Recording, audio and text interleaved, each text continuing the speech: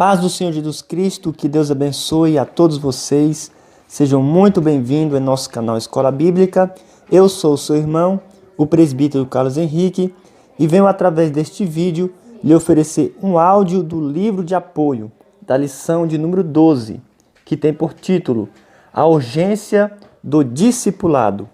Nem todas as pessoas têm o livro de apoio e às vezes aquelas pessoas que têm o livro de apoio não têm muito tempo para estar lendo, mas você pode estar aí no seu trabalho, na sua casa, ouvindo este áudio, que é uma bela ferramenta para os alunos e professores da Escola Bíblica Dominical. Se você está aqui pela primeira vez em nosso canal, se inscreva, deixe o seu like, ative o sininho, porque toda semana estamos postando vídeos aqui dos comentários das lições e também o áudio do livro de apoio.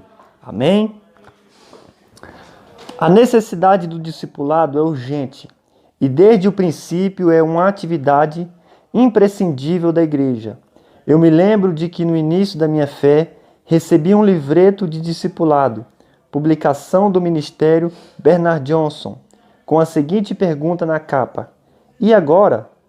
Realmente a salvação do pecador é concedida gratuitamente por Deus mediante a fé em Jesus.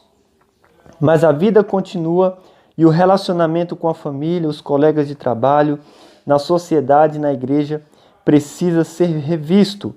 Por falar em igreja, agora é preciso aprender mais de Cristo, se preparar para o batismo e conhecer a doutrina da igreja. O discipulado já é o ponto de partida.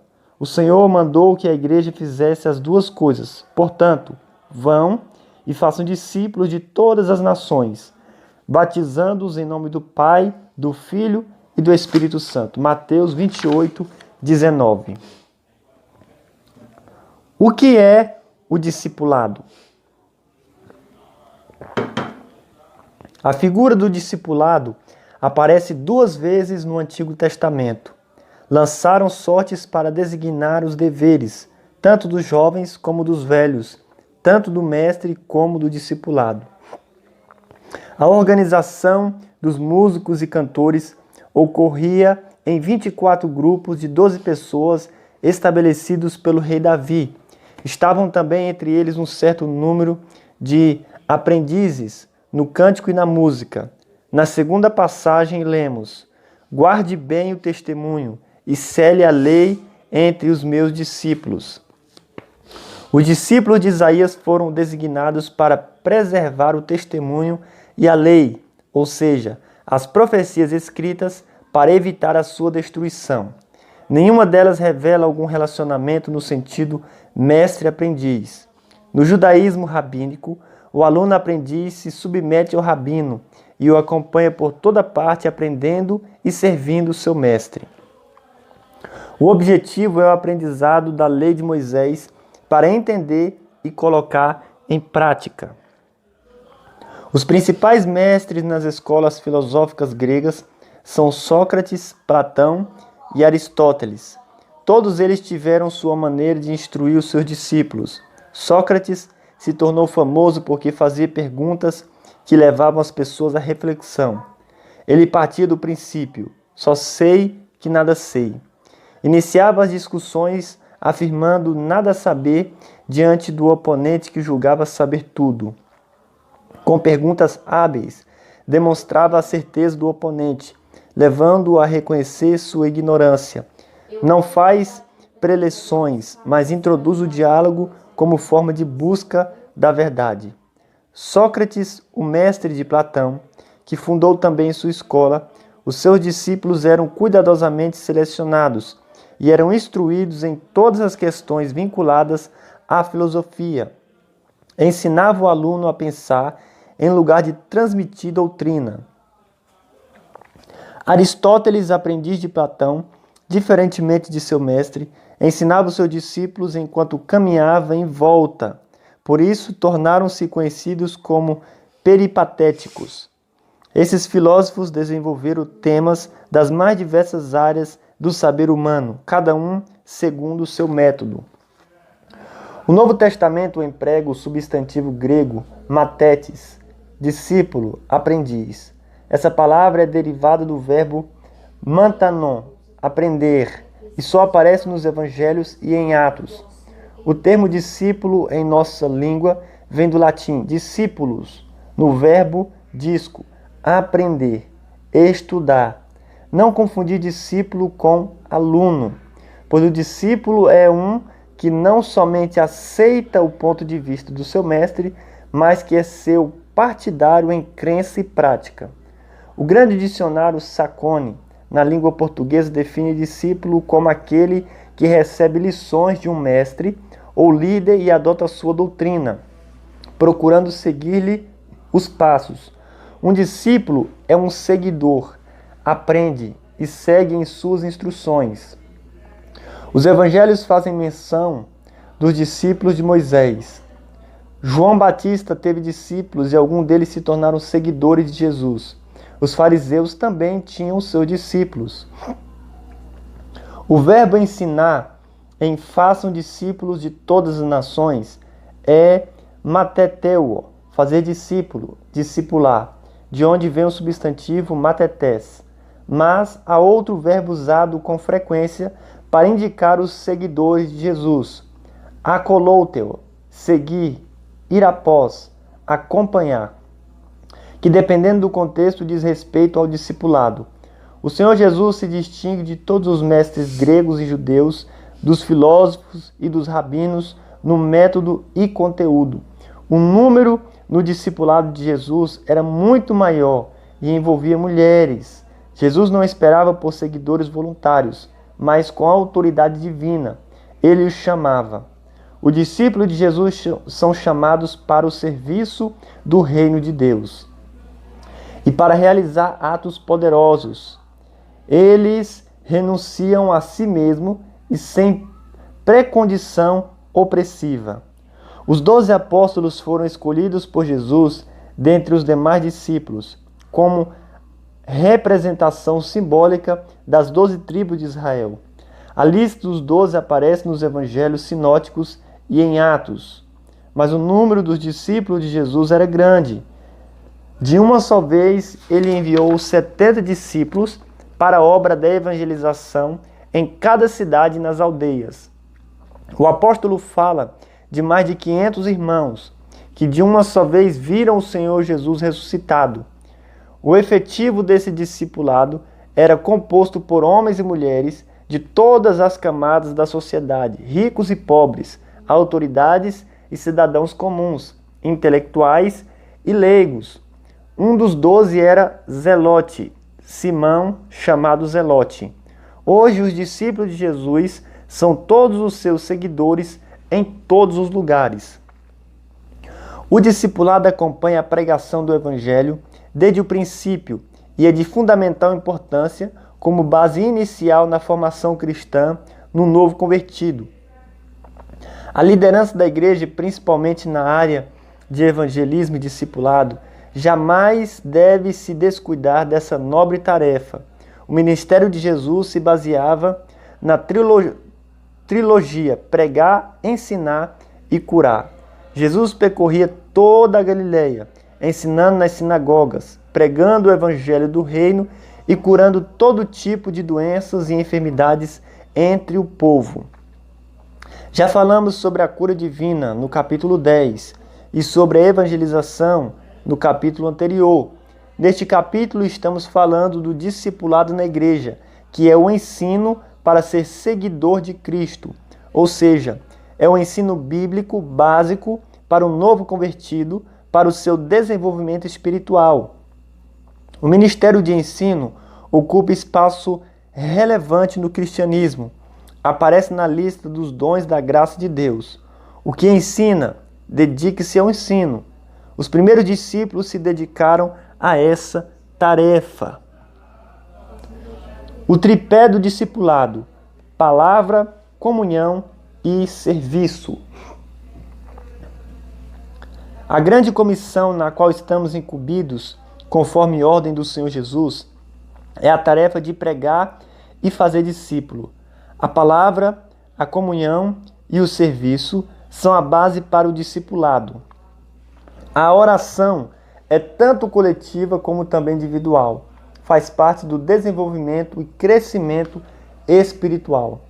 A palavra é uma referência às Escrituras. Sabemos que a Bíblia chama a si mesma por diversos nomes como Escritura de Deus, também a Escritura era a mesma Escritura de Deus. Livro da Verdade. Eu direi a você o que está expresso no livro da verdade. Ou Escritura da Verdade. Eu te declararei o que está escrito na Escritura da Verdade. Palavra de vida, a qual recebeu as palavras de vida. Sagradas letras. Desde a infância você conhece as sagradas letras. Palavra de Deus, porque a palavra de Deus é viva e eficaz.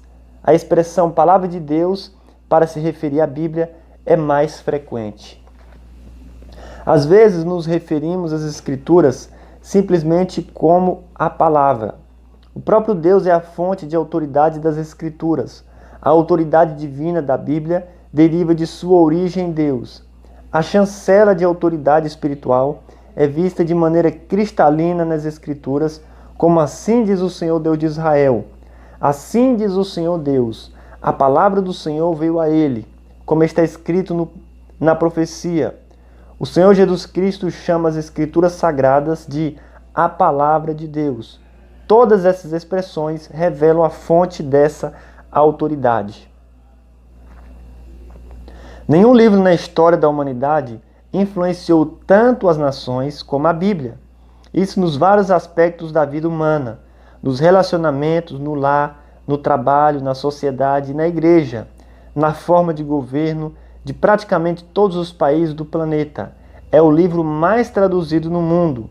Está disponível em 3.988 línguas, segundo o relato de janeiro de 2019 da Sociedade Bíblica Unidas, como sede em Londres, que congrega 148 sociedades bíblicas do mundo. A Bíblia completa está disponível em 692 idiomas, falados por 5,6 bilhões de pessoas. O Novo Testamento está traduzido em 1.547 línguas, faladas por 805 milhões de pessoas, além das porções ou seleções bíblicas traduzidas em 1.123 línguas, faladas por 411 milhões de pessoas. Não é de estranhar o nosso grande amor, respeito e dedicação pela Bíblia. Com os recursos da mídia virtual, o alcance da palavra ultrapassava a faixa de 6,5 bilhões de pessoas. Ele envia as suas ordens à terra e a sua palavra corre velozmente. E dessa forma o Evangelho pode alcançar o mundo inteiro. A primeira coisa que uma igreja deve fazer quando alguém vem a Jesus é dar-lhe uma Bíblia de presente. É importante o novo convertido ser inteirado do valor da Bíblia e da necessidade de sua leitura diária. Isso faz parte do discipulado. Concernente à comunhão, isso é de vital importância. Quando alguém recebe a Jesus Cristo em um de nossos cultos, essa pessoa não é mais chamada de Senhor José ou Dona Maria, agora é irmão ou irmã. É assim que nós os costumamos tratar. Isso acontece porque essa pessoa agora pertence à família de Deus. Somos irmãos. É aí que começa o nosso laço de amizade com essas pessoas. Isso é comunhão. Lucas descreve, numa linguagem pitoresca, esse padrão de vida entre os primeiros cristãos que devemos imitar. A palavra grega para comunhão é koinonia, compartilhamento, comunhão, participação, solidariedade. Era um termo favorito do apóstolo Paulo, que entre nós é o vínculo com um propósito e devoção comum que une os cristãos entre si e os une a Cristo. A comunhão no cristianismo envolve tanto relacionamento entre os irmãos, como também com o Pai e com o Filho e com o Espírito Santo. Temos nessa passagem lucana de Atos uma demonstração de comunhão e serviço. Comunhão, portanto, significa compartilhar ou participar mutuamente de algum evento comum ou acordo. Da multidão dos que creram, Era um coração e a alma. Coração diz respeito ao centro da vida, a mesma inclinação. A alma é a sede das emoções, fala dos mesmos afetos e sentimentos. Todos os crentes tinham o mesmo propósito, a mesma esperança, servindo o mesmo Senhor. É isso que Deus espera de cada um de nós no cumprimento da grande comissão. O discipulado e o crescimento sadio da igreja. A vontade de Deus é que todos os seus filhos e as suas filhas cresçam na graça e no conhecimento de nosso Senhor e Salvador Jesus Cristo. A igreja precisa do processo do discipulado para cumprir o propósito da grande comissão. Esse processo tem por objetivo instruir um novo convertido sobre os vários aspectos da vida cristã. Não se trata de opção, é ordem de Jesus para a edificação e crescimento espiritual de cada cristão.